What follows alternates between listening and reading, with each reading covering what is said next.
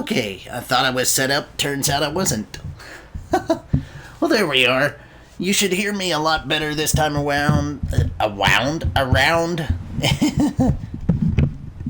Okay, I'm gonna try as best I can to not mess with the mic for too much longer, and to actually move some stuff around so that it's easier for me to like set stuff up. And I'm sorry for the lateness, guys. I wasn't trying to be late, but there was a lot of stuff I had to do.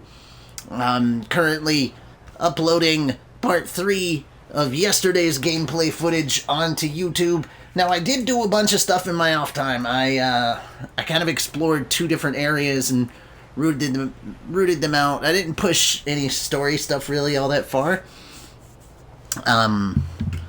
The only story thing that I did was I met Hawk and his Grey Warden friend at Crestwood, and I did the majority of the Crestwood stuff. I haven't fought the dragon. I'm not high level enough. I am now level 14, and I've gone through and I have 16 Inquisition perks all set up and everything, so I've got a good bit of stronger abilities at the moment. So it's like a very good thing that I have all this stuff put together and ready to go. So there's a couple of things here at the Storm Coast I'm going to do, and I finished up doing some stuff at the Storm Coast, and I've got a couple of things going on in different areas that I'm going to do. But sadly, this isn't going to be a very story-based episode. Like, at least not right now. And the other some of the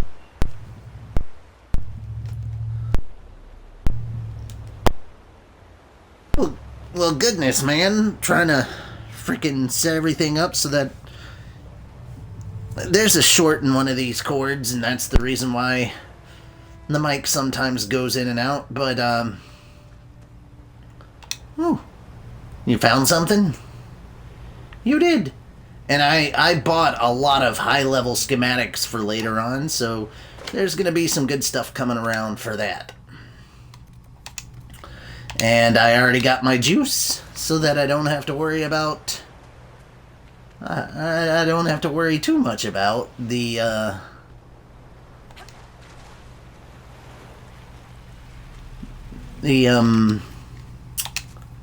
consequences. See, I can't go in there right now. I can kind of go here. I'm not going into the deep roads. Okay, so basically there's some like cave areas, and I gotta close those off and stop the darkspawn from coming in. See, because darkspawn's like all over the place, man.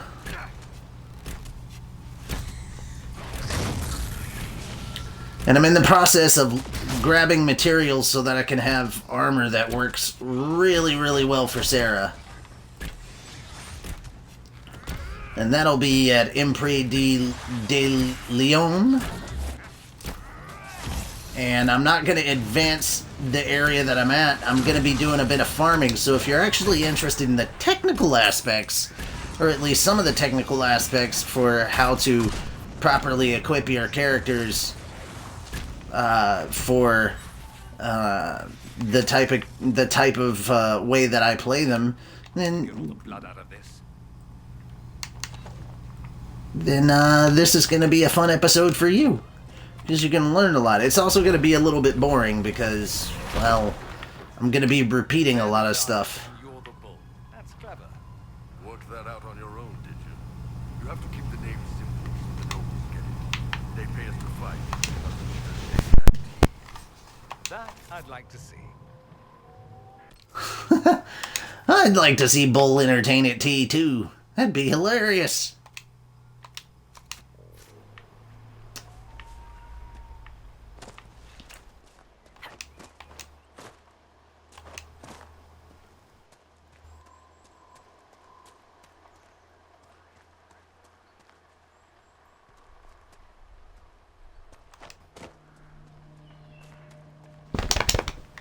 And that would be Hank. I don't know what he's doing, but he's trying to shake it off. Well, hey there, Konami!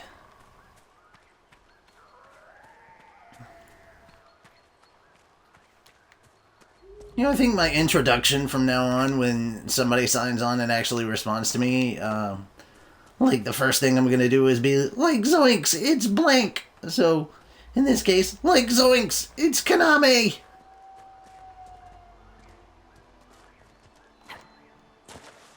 That way, you know, it kind of keeps the theme running of why the channel's called what it's called.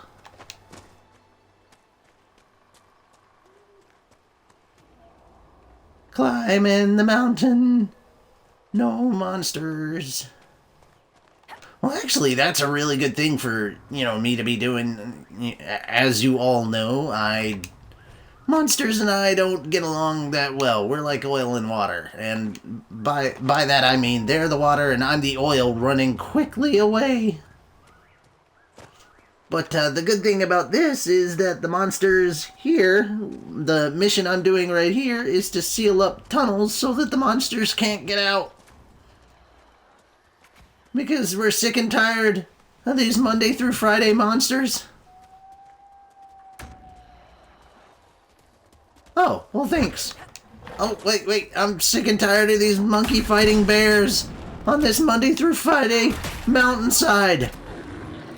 Leave me alone, you silly bear. You're not Winnie the Pooh. I don't have any honey for you. Your actions are such a bother. Leave me be.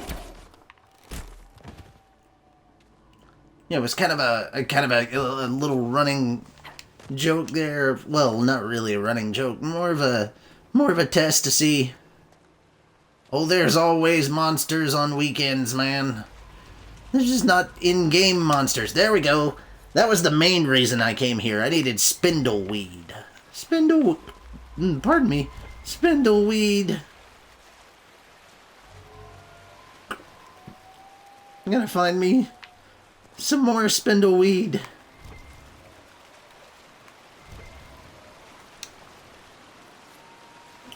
See, look at that. I need 25 more spindleweed and, goodness, a lot more blood lotus.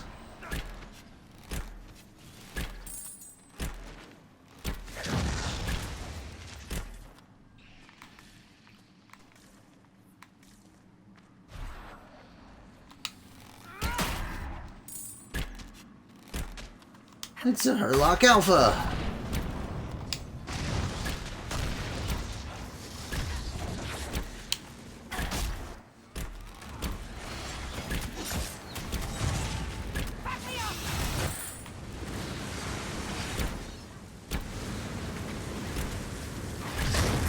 There you go.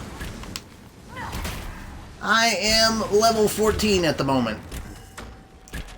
So, thankfully, these guys are at least 3 levels below me, which makes things a lot easier. Everyone still breathing? Lovely. Like, I think it's lovely too. Breathing is important. That's why they mention it so much during childbirth, man. Because it's very important. It's also very, very important when running away. You definitely want to... When you're trying to run away, you need good breathing exercises. Get that good breath a-going.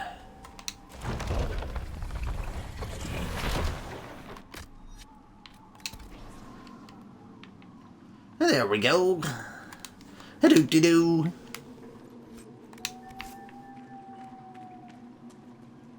Ha-doop-a-doo.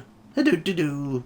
No more giant spiders. I don't want to fight any more giant spiders. What in the world is going on here? Oh, great. More darkspawn, but at least we closed up where they were.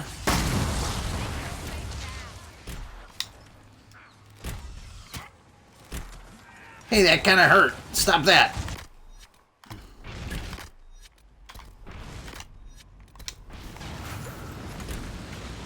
Yeah, breathing exercise is a survival mechanism of video games, I feel. Like, you definitely need that. Killing them, right? Because we are. Oh, these are good guys. Why didn't you come over and fight with us? Spindleweed. There's 5 more to go for Greener Garden, and then I need a whole bunch of Blood Lotus. But the good news is I actually know where to go to get that. There are several places you can go to get that, and that's just fine.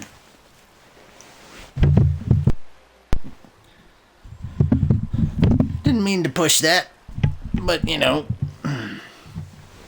I can't stop everything. Did I already get this? Yes, I did. Okay, there's some more spindleweed. So right now, part 3 of my Dragon Age Inquisition playthrough of Shaggy is 95% processed, so it'll probably be a little bit before it fully finishes loading, because there was a lot of it, man. Like, I did about 5 hours worth. No! No, leave me alone! Pooh Bear, Winnie the Pooh Bear. Basically, I lost my train of thought earlier, but basically, it was a contest to see how many Winnie the Pooh puns I could make earlier, and I made a lot of them. As you can clearly tell. No, honey, stop being a bother. You know, as many Pooh Bear jokes as I could think of. It's important. It's important to have a good Pooh joke. That is just as true in abridging life as it is with any other form of life. And it doesn't have to be Winnie the Pooh jokes, but a good Pooh joke is a good Pooh joke. That's all I'm saying, man. Oh, there's always a lot of Winnie the Pooh jokes. Just people don't say them too much because they're afraid of Big Papa Bear Disney, I think. It's Disney that owns Winnie the Pooh, right? Pretty sure it is. Well, if it's not, they oughta. They own everything else. I think that Warner Brothers owns Hanna-Barbera, but I can't be sure. Let me know. Any of you go on Wikipedia, find out for me. Who owns Hanna-Barbera? I want to know who owns my soul. Okay, so it is Disney that owns Winnie the Pooh. Cool.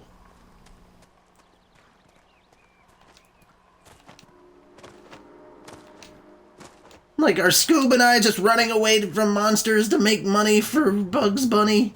I have to know these things.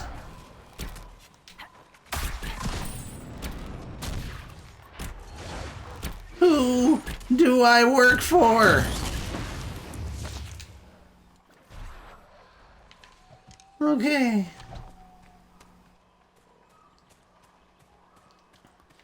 Because if Warner Brothers owns my soul, I just gotta say, that's despicable. That's despicable. An exit stage right, even. Which is really funny, because, you know, there should be more crossovers with Warner Brothers characters. Like, I would love to meet Bugs Bunny. And Daffy Duck. Pretty sure if there's a monster chasing us, Scoob and I could outrun Roadrunner. We don't need an Acme kit. Our legs would work just fine. I don't know why I'm still running normally, considering that I'm probably pretty far away from the next area, and oh yeah.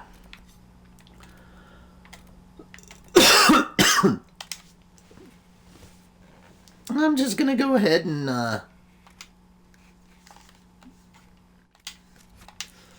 oh, that's right, I can't do it yet.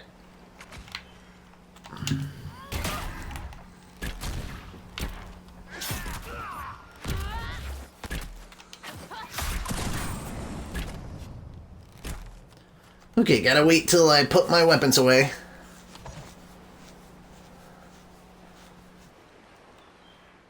Meep, meep. Like, wouldn't that be hilarious? You just see Scoob just pass by Roadrunner and like, okay,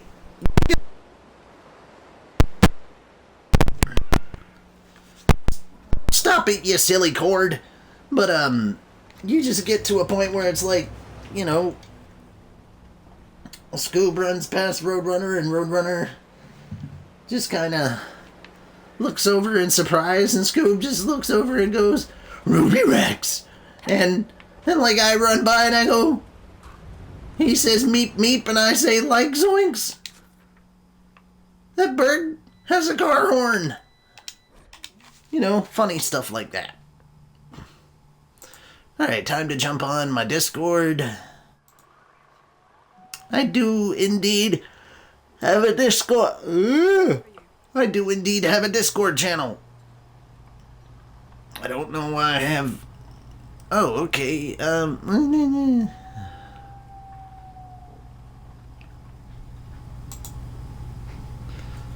So there we go.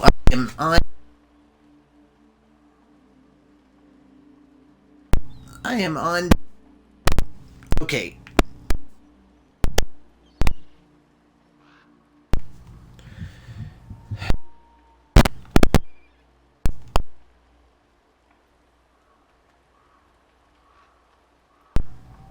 Getting really tired of this cord, man. I need a new cord. I don't even know which cord it is, man. One of them is shorting, and I don't know which one it is, and I think it's partially because I've rolled over it a few times with my rolly swivel chair. The wheels got on it, rolled over the cord, and that probably ended it all. Right. I've got an idea. All right, hit me. You're not throwing pits, but I could ride on your shoulders. You run and hit, I shoot. You standing or sitting? Sit on your own horse. I stand. Right. Sorry. So you'd be like a mobile siege platform. Yes, this could work. Or, wait, no, better idea. Ice cream and beer. Sure. That's not at all the same thing, but all right. Probably shit. It'll be great.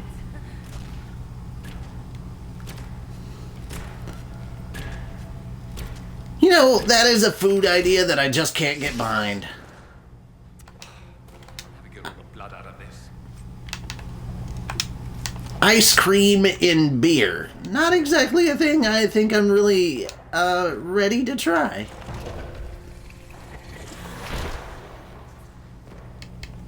Sorry, but no. Roadrunner. He does the meep meep. Meep meep. It's all a bunch of fun, man. Oh, I don't know what he put, what he just took out of the microwave, but it smells fantastic. Die, you darkspawn! You scary monster, you leave me alone! Like, I am well aware that you are not a man in a mask. You are not Old Man Smithers. I don't care what you say.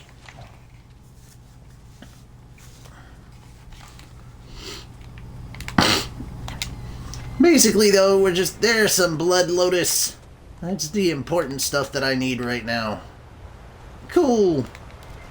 Only 23 to go, you know, so not a lot.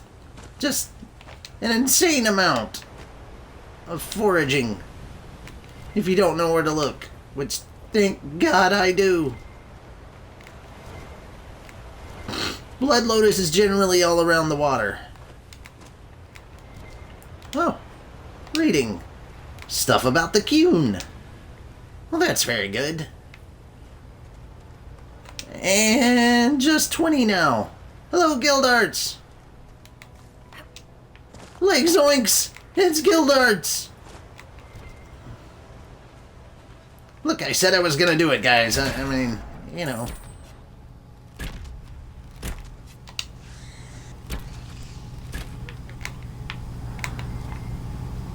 Bunch of scary old darkspawn.